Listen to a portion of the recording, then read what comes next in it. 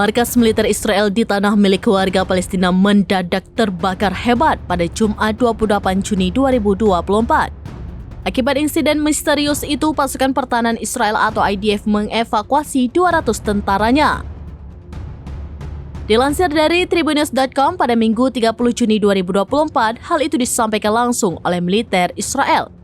Menurutnya, IDF telah mengevakuasi 200 prajurit dari pangkalan militer di tepi barat yang diduduki setelah kebakaran melanda wilayah tersebut. Namun, militer Israel tidak menjelaskan penyebab kebakaran itu. Mereka juga tidak merinci total kerugian dan korban jiwa yang dialami imbas kebakaran tersebut.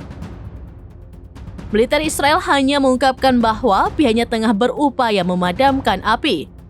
Sebanyak 20 kru pemadam kebakaran dan 6 pesawat pembawa kantung air juga telah dikerahkan. Diketahui sebelumnya, kebakaran misterius melumat ke Kfar Etzion, pemukiman Zionis yang dibangun di atas tanah Palestina di tepi barat. Imbas kebakaran tersebut, wilayah Kfar Etzion membara dan tampak memerah meski dari kejauhan.